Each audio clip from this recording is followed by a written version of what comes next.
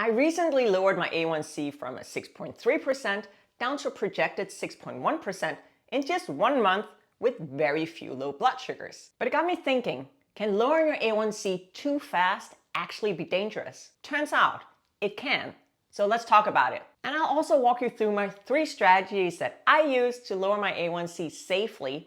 That is tracking my food, getting consistent with exercise, and adjusting my insulin.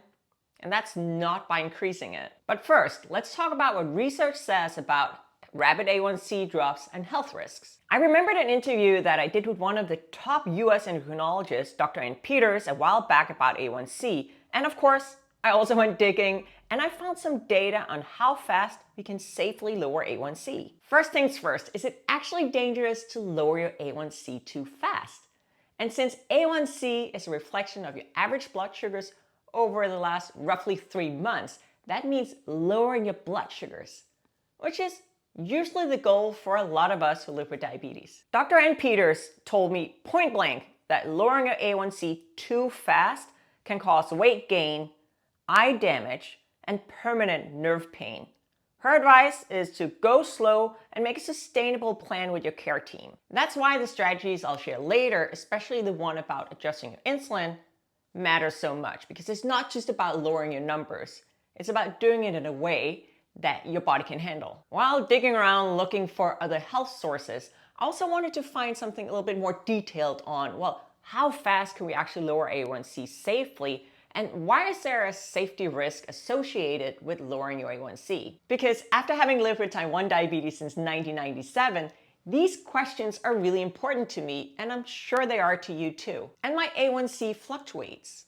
Some of you who've watched my channel for a while might have seen other videos where I talk about lowering my A1C, and it is a recurring theme for me, both lowering it as well as maintaining it. I have a goal of keeping my A1C below 6.5%. Most of the time, I try to keep it around 6%, but it made me wonder, this strategy of allowing my blood sugars to fluctuate and thereby my A1C to fluctuate a little bit, is that actually harmful? I found a really good article in the Journal of Neurology that helps answer a lot of these questions. It showed that there is a safety risk when A1C is lowered more than 2 to 3 percentage points over 3 months.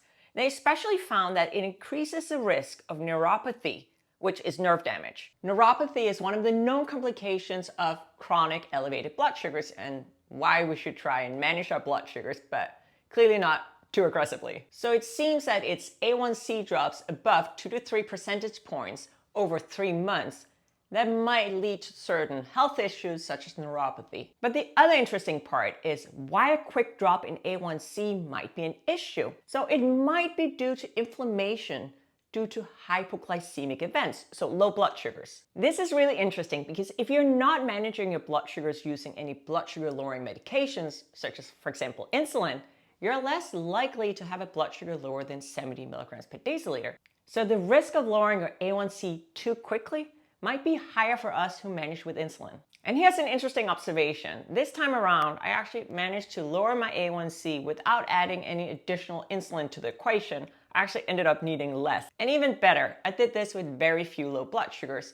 So of course I'll be sharing that strategy with you. I think it's one of those key things that actually made this whole journey fairly safe and healthy for me. There's clearly a lot of might and maybe when it comes to the health risks associated with lowering your A1C too quickly. But I think if it was me and my A1C was 2% or more higher than where I wanted it, let's say my A1C was 8 or 9 or 10 or 12, I would have a good conversation with my endocrinologist about how do I lower my A1C to a healthy level that's sustainable and that won't hurt my body. And I hope you will as well. So a low A1C shouldn't be a goal in itself. It should not be driven down by too many low blood sugars. And as we have learned, it shouldn't be driven down too quickly.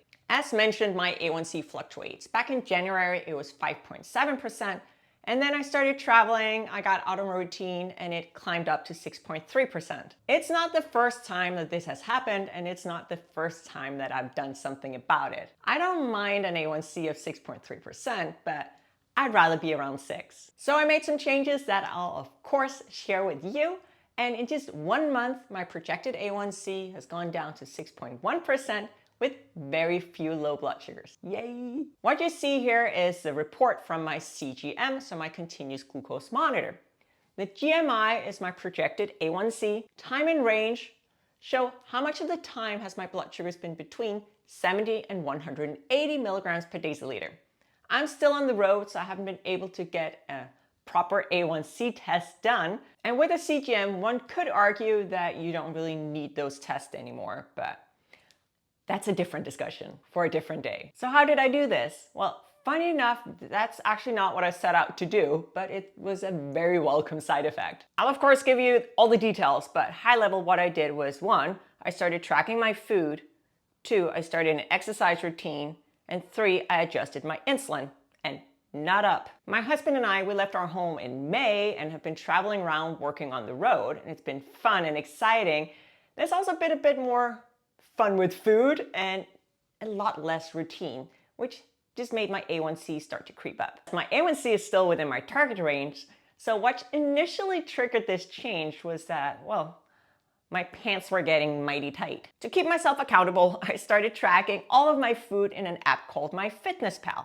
I just used the free version, and I think this has been the biggest driver for reducing my A1C. Accountability is one thing, but I really think tracking all my food also makes it easier for me to see patterns when it comes to my diabetes. Because a very cool feature when it comes to MyFitnessPal is that I can easily display the carb count in whatever foods I log. This makes it super easy to calculate my insulin doses and also to go back and see what works and what doesn't work for me. And more accurate insulin doses, as well as a focus on which kind of foods works really well for my blood sugars, have definitely had a really positive impact on my A1C. Tracking my food in an app like MyFitnessPal means that I stop and I think before eating. I guess it makes it a little bit more real. Whereas if I don't record what I'm eating, if I don't write it down, I can end up eating a little bit more mindlessly without as much of a focus on what actually works for my body. The second major driver for reducing my A1C has been getting back into a more consistent exercise routine. It doesn't have to be in the gym, but that just happens to be my exercise of choice. So I do a combination of resistance training and cardio.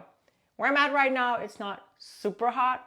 So my cardio has been a combination of long walks and more intense cardio sessions in the gym. Resistance training is amazing for blood sugar management. Your blood sugars might not go down during your workout, but if you push yourself, your insulin sensitivity can increase for 24 hours or more. And you can build little baby muscles. Look at that. Resistance training is anything that puts your muscles under tension. It can be lifting weights like I do, or you can use your body weight or resistant bands.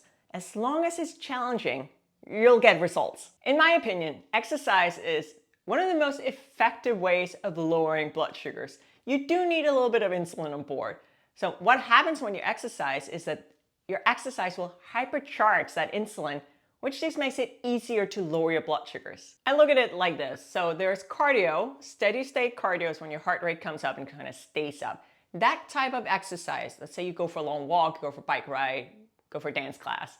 That type of exercise can pull down your blood sugars during the activity as you increase that insulin sensitivity. Whereas resistance training, where you push your muscles, might not make your blood sugars go down while you do the activity. You might actually see them go up a little bit, but it can lower your blood sugars in the long run. So ideally, you do a combination of the two, and of course, it also has all sorts of other health benefits. I've been doing something active every day since I started this journey, either a walk or the gym, and that combined with the food logging has really paid off. You don't have to be active every day to see results. For me, that has just worked out and just worked out for my lifestyle right now. What has been really interesting to see has been that it has not required me to add more insulin to my diabetes management to see my blood sugars go from an average 124 to an average 117. It has actually required less. My daily average insulin need went from 34 units down to 21. There are different reasons for this. I just mentioned exercise, which increased my insulin sensitivity. I also started logging my food, which means that I've been eating a little less carbohydrates probably, and that means less insulin. But the major thing for me has been that I started paying attention and I noticed a lot of low blood sugars, especially at night. Low blood sugars, well, they feel awful and you have to treat them with fast-acting carbohydrates. So you're adding in more carbohydrates. I was basically feeding the insulin. Had I not been tracking what was going on, looking at my blood sugar reports and my logbook, I might not have recognized this pattern, and it would have stood in the way of me safely lowering my A1C. Just need an insulin injection. 1 unit. It's a very short needle, so I can do a 90-degree injection here. Boop.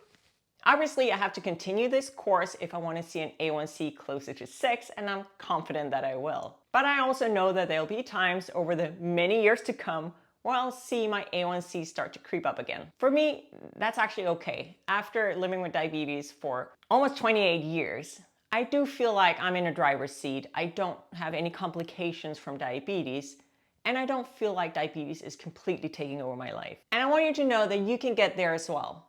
Make a plan in collaboration with your medical team. And once you start taking responsibility for your goals as well as your path to get there, this journey can actually become empowering in itself. Thank you for watching. I hope you'll check out some of my other videos and that you'll subscribe to my channel and just stick around.